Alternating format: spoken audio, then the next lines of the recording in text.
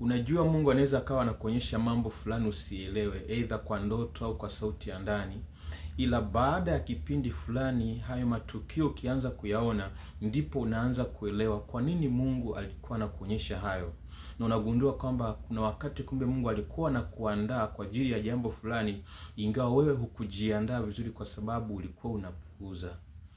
Anyway, ngoja niombe alafu nirejee huu ujumbe.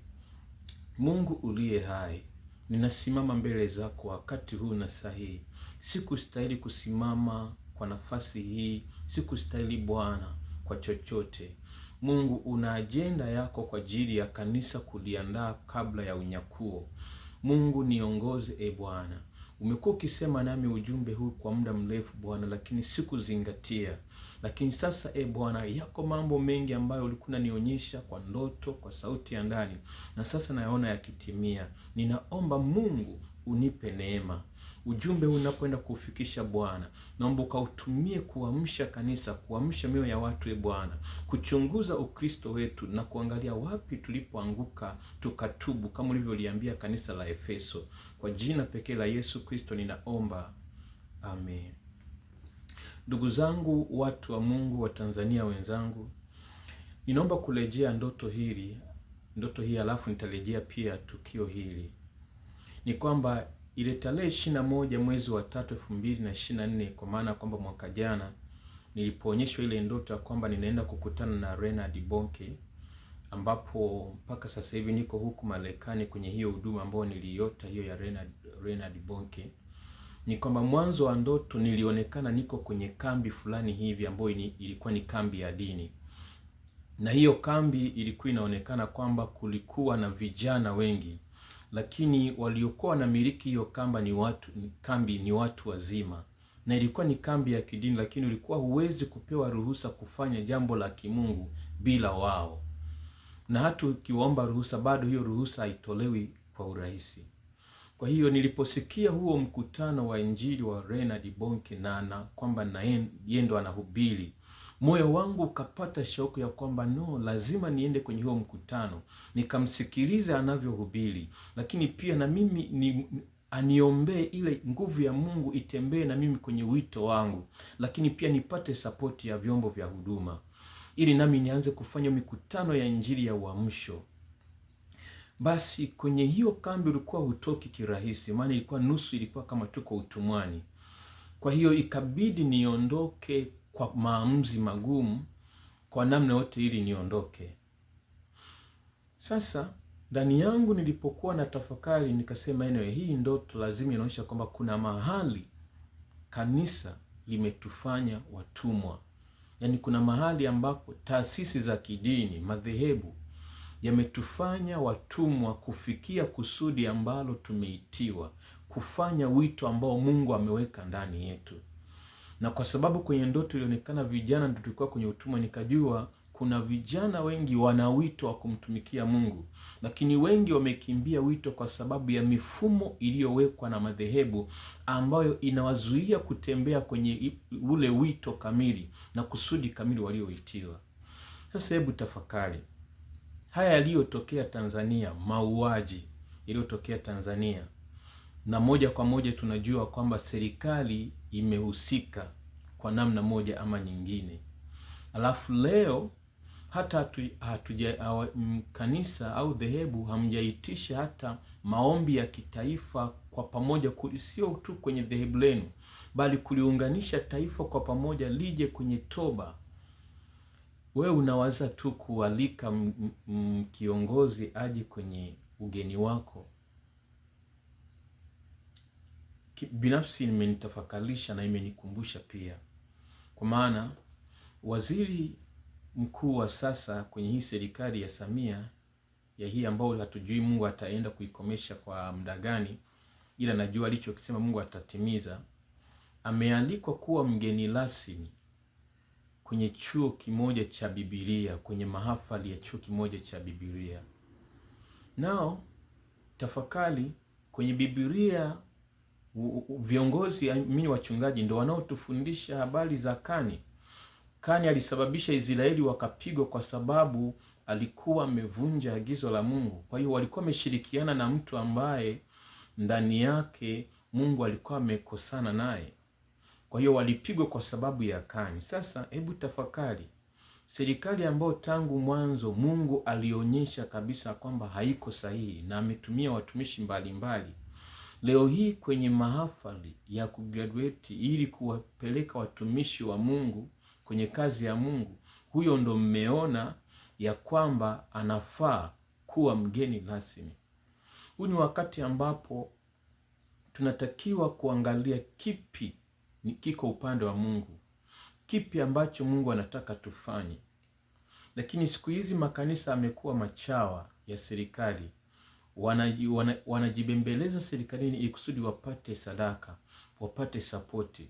Ndio maana Mungu leo makanisani amekuwa adimu. Kwa sababu gani? Tumeangalia sana watu na vyeo kuliko Mungu. Haiwezekani hata ile tu kujifikiria kwamba italeta picha gani pale ambapo bado kuna mgawanyiko kwenye taifa, alafu leo huyu tunamuita kuwa mgeni rasmi. Ni sawa kwa watu wazima, ni sawa, lakini kumbuka leo vijana hawa ambao wanalilia haki wameuawa, wametekwa, wanaona kile mnachokifanya ya kwamba hata mkusimama upande wao, badala yake mnaendelea kushirikiana na watu ambao kwa namna moja ama nyingine wanashutumiwa kuhusika, afu leo ndo anakuwa mgeni rasmi. Na kwanza wao ninashangaa kwa nini mambo ya kimungu ambayo kabisa ukiangalia ni jambo ambalo ni la kimungu 100%, kwa nini tunapenda kuweka mbele watu ambao sio wa Mungu? Kwenye mahafali hiyo, kwenye mahafali ya kidini, mahafali ya kuhitimu chuo cha Biblia, kiongozi wa serikali ameingiaje kuwa mgeni rasmi? Kwa nini msimuite askofu fulani kuwa mgeni rasmi? Hii inaonyesha kwenye ulimwengu wa roho nafasi ya Mungu hatujaiweka mbele kwenye utumishi wetu, kwenye makanisa yetu. Ndio maana makanisa yetu leo yamekuwa kama dangulo, watu wanakuja nusu uchi, watu wanazini, kwaya leo zinaimba kama bongo flavor. Ni kwa sababu gani? Tumemweka Mungu pembeni na kuangalia maslahi yetu. Ukiangalia hapo anaalikwa kwa sababu kwenye risala kutakuwepo na mahitaji, chuo kimepungukiwa hiki na kimepungukiwa hiki, baada ya hapo ili wapate pesa. Lakini ukiangalia kuna mahali ambapo tulibugi. Mfano kanisa langu la AIC sifahamu sana makanisa mengine, lakini linaweza kuwa limeongoza kwa kufukuza wamisionari. Na ndio maana leo ni kanisa ambalo ni la zamani, ni kanisa ambalo linatoa wanauamsho wengi. Akina Moses Kulola walikuwa huko, Mama Mwakasege alikuwa MAIC, lakini lenyewe limeendelea kubaki pale pale. Nini? Kwa sababu kuna mzizi tuliuruhusu wa dhambi unatutafuna na hatutaki kujirekebisha. Kwa hiyo tukio hili ni dogo kwa mtu ambaye hayuko rohoni, lakini kwangu ninaelewa nini maana.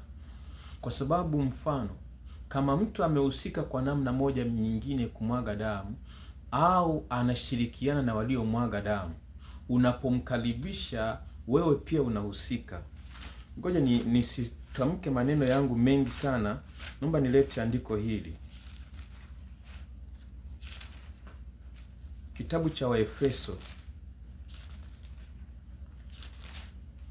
Waefeso sura ya 5 mstari wa 11 inasema, wala msishirikiane na matendo yasiyozaa ya giza, bali myakemee, kwa kuwa yanayotendeka kwao kwa siri ni aibu hata kuyanena. Haya, maandiko hapa yanasema msishirikiane na matendo ya giza. Kushirikiana maana yake sio tu kushirikiana na matendo, bali na hata yule anayetenda pia. Ndio maana kwenye Wakorintho inasema kwamba pana ushirika gani kati ya nuru na giza? Kwa hiyo kanisa tunatakiwa matengenezo.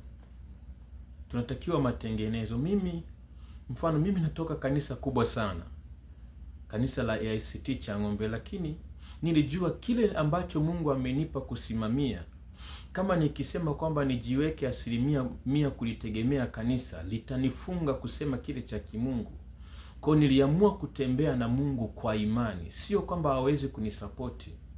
Lakini kama ni sapoti inayoweza kuja ikanipa masharti ya nini nifanye na nini nisifanye kwenye kazi ya Mungu, siwezi kufika ambako Mungu amenikusudia. Kwa hiyo kanisa, tuamke. Lakini pia wito wangu kwa vijana, hiyo ndoto ina maana kubwa sana, ya kwamba tulikuwa kwenye kambi ya kidini, lakini waliokuwa na imiliki ni watu wazima, na sisi vijana hatuna uhuru.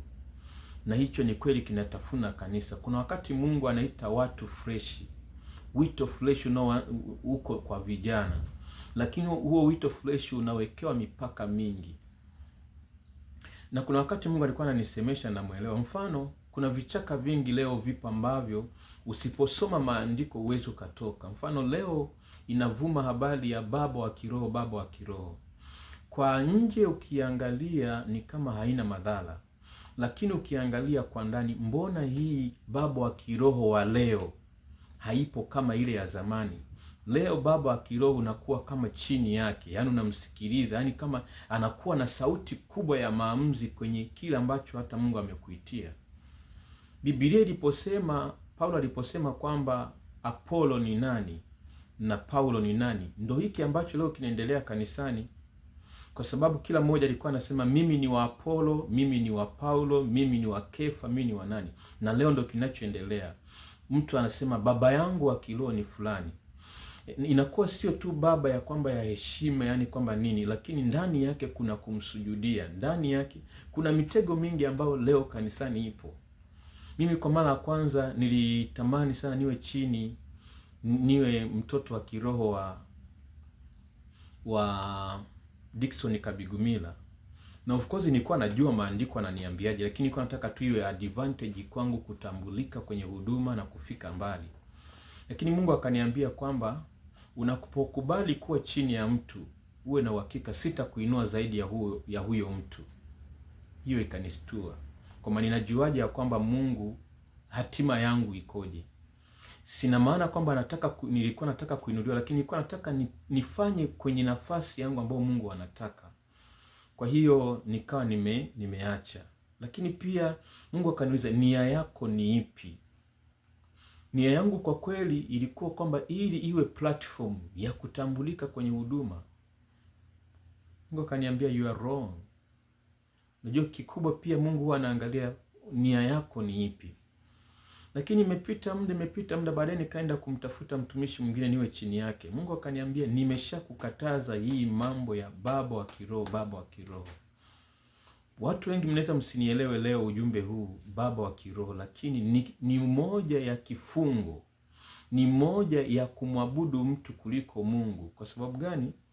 Maandiko yanatuambia kwamba mtumishi wa Mungu ukishakwisha kufanya kazi yako, sema mimi ni mtumwa tu nisiye na faida. Maana yake Mungu anataka hata kama umewaokoa watu kiasi gani, umewaombea watu kiasi gani, umewatoa watu kwenye vifungo kiasi gani, bado baada ya Mungu kukutumia, jihesabu wewe ni mtumwa tu, unafanya tu ili kutimiza ya Mungu. Maana yake isibaki hata sehemu moja ya utukufu ambao unaweza ukaitwa kutokana na kile ulichokifanya. Sasa watu wakikuita baba kwa sababu umewahubiria Injili, umeombea wakapona, maana yake kuna nafasi ya utukufu umebaki nayo. Lakini leo watu ukiwaambia hivyo wanakuona wa ajabu, lakini baba wa kiroho ya leo imebeba ushetani. Na ndiyo maana hii ndoto ya kwamba vijana walikuwa nusu chini ya utumwa ndio kinachoendelea. Na leo tunaona mpaka mtu anaenda kwa mchungaji wake anapiga mpaka magoti. Anapiga magoti. Ile ni heshima unatoa, kumbuke. Lakini maandiko yanatuambiaje? Watu walikuja kwa kina mitume Paulo, Petro wakitaka kuwapigia magoti kwa sababu ya miujiza, lakini akina Petro walikataa. Leo hii watu tunafurahia. Mimi nienda sehemu moja kwenye huduma, nikawa Mungu akatutumia sana, hasa mke wangu. Mungu akamtumia sana kwenye eneo la maombi. Kwa watu wakaanza kumuita mama, na kwa sababu ya kupitia mke wangu mama mtumishi Musa, na mimi wakaanza kuniita baba. Nikafurahia, yani unajua kuna ladha yake, kuna ladha yake kuitwa baba. Lakini nikiwa nimetulia nikasikia ndani yangu achana na hiyo. Ilikuwa ngumu kuikataa, maana kuna nafasi fulani unaona upo. lakini nilimtii Mungu, na wakiwa wananiita nasema no, mimi niiteni mtumishi Musa, niiteni brother Musa, hiyo ni nzuri zaidi. Ndiyo maana kwenye Biblia imesema msimuite mtu baba. Haimaanishi ya kwamba usimuite baba kabisa, lakini ile heshima Mungu hataki ibaki kwa mwanadamu. Mungu hashei utukufu na wanadamu. Kwa bado tuna kazi ya kanisa kulitoa kwenye uchawa. Kabla uchawa hatujauona serikalini, tuuone pia kwenye kanisa. Leo hii mtu anasikiliza ahubiri nini kutokana na mchungaji anachomwambia. Uweze ukafika popote. Leo hii mimi niko Marekani, lakini gharama ya kukaa Marekani ni kubwa sana. Lakini ninaishije kama hakuna kanisa linalonisapoti? Maanake nimeamua